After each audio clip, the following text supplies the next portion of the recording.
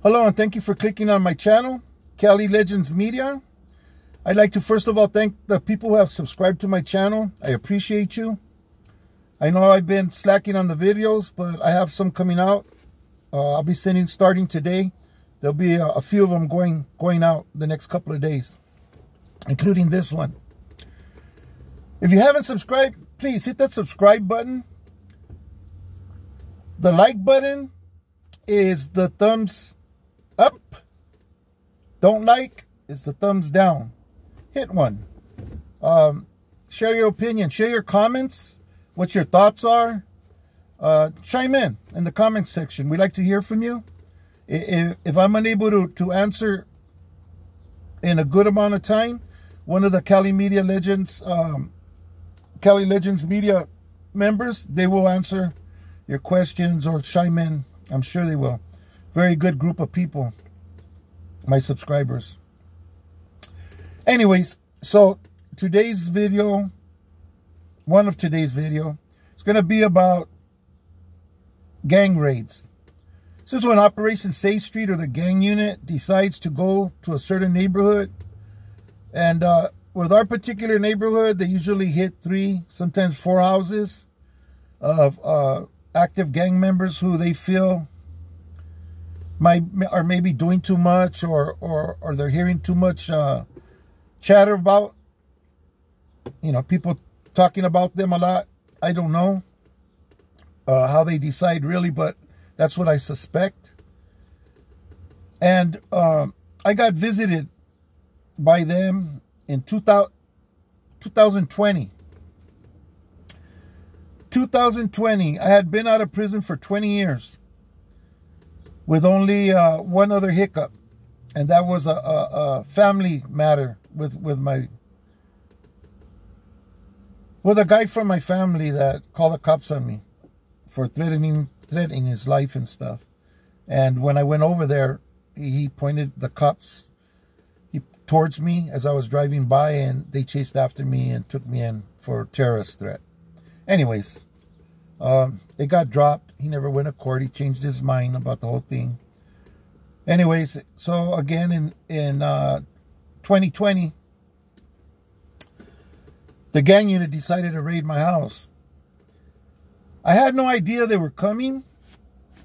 That was the farthest from my mind. I had gotten a phone call from one of my homeboys, and he actually woke me up, and he told me, he goes, "Hey, Lucky, check it out.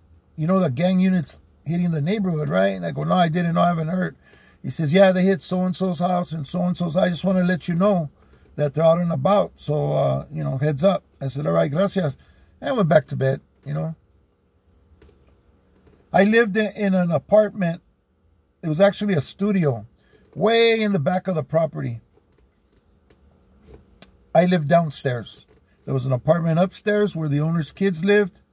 And when I say the owner's kids, I'm talking about 30-year-old, 40-year-old men with their girlfriends, and the mom and dad and the girls, the daughters, lived in the front. In any case, in the middle of the night, I hear the dogs barking, right? So they woke me up, and I just laid there listening, and I was waiting for them to stop barking. They kept on. So I got up. I didn't turn on any lights or anything, and I started walking towards the front.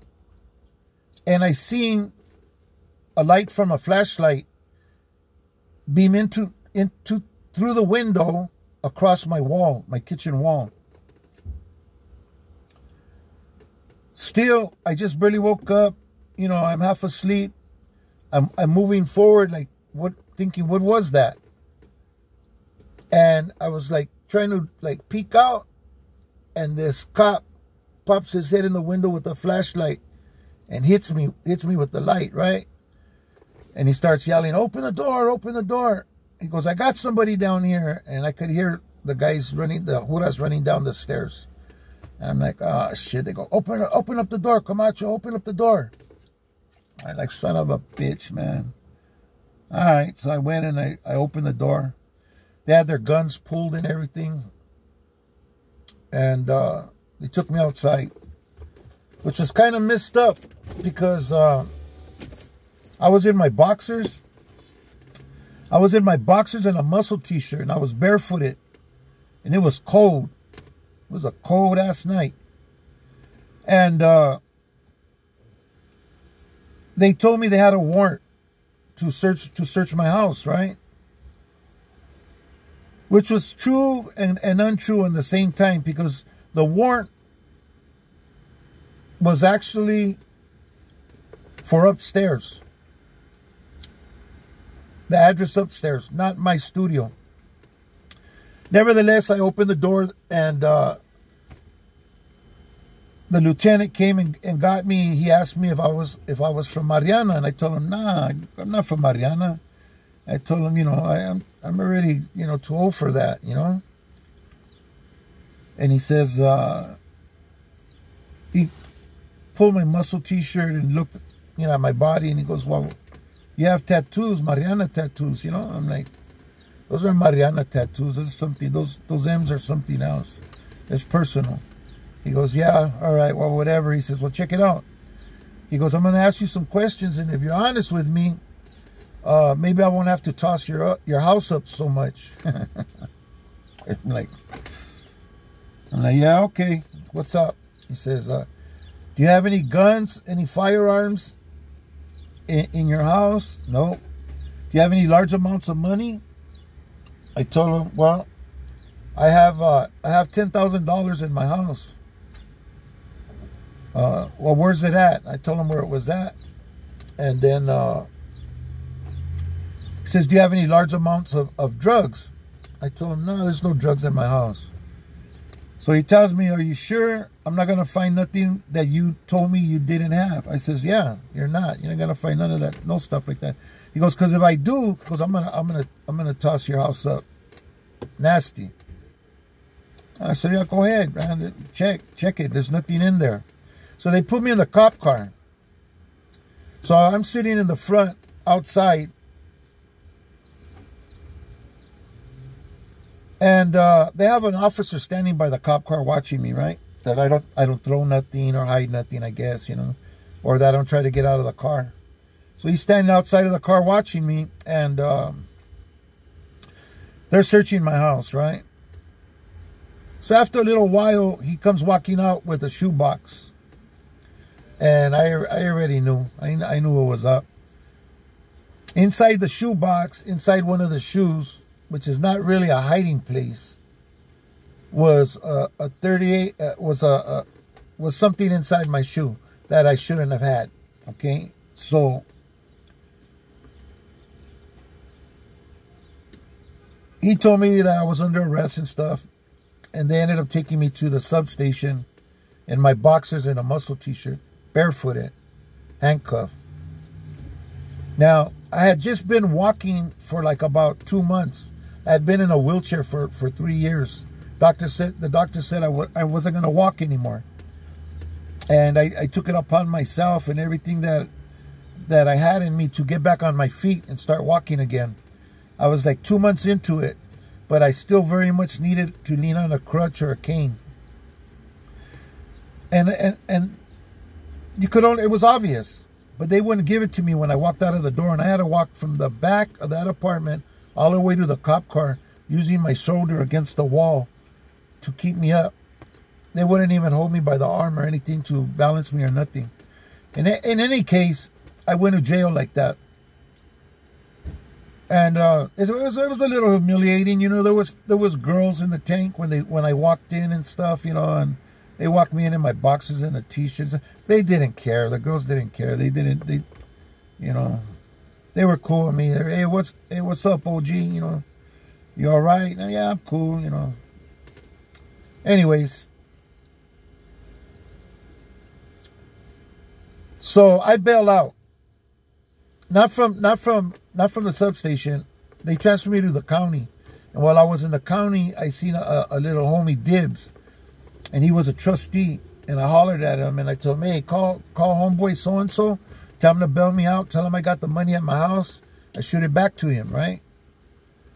So him and another homeboy and his wife went down. My homeboy's wife signed the paper for me, on her good credit. and the down payment, you know, whatever the amount was that was needed. My bill was only $3,500 at the time.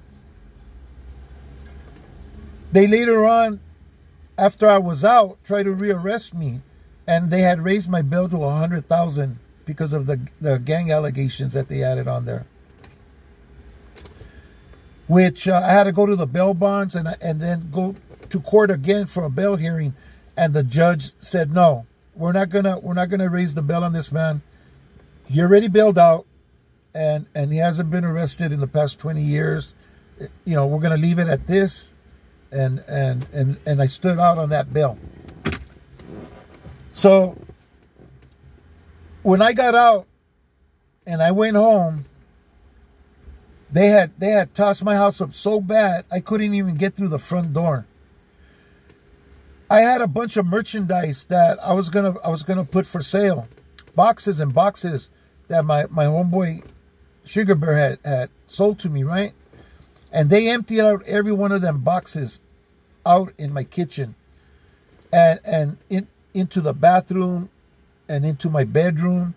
They tossed everything up in my room, the beds. They had all my dressers pulled out, thrown on top of each other. They just had a party in my house and said, you know, they just went to work on my house. It was obvious that was not searching. You know, they were just screwing. They threw my air conditioner from my bedroom in the bathroom, in the tub. And I had a CPAP machine, and that was in the bathroom also, on the floor. And that was in my room next to my, like, unnecessary crap, you know. But you know, cops, they can be criminals at times too, you know. They can act in a criminal way and get away with it, you know. It's very, very hard to press charges against them for anything, you know. In any case, I wanted to do this video to give an example of the way they come at you. And they didn't find large amounts of money. They didn't find large amounts of drugs or large amounts of weapons, you know. They found one toy. That's it. I wasn't out in the street with it. It was in my house. You know, it was for my house. And yet, you know, they disrespected my house that way. And they drug me around in that condition to the substation.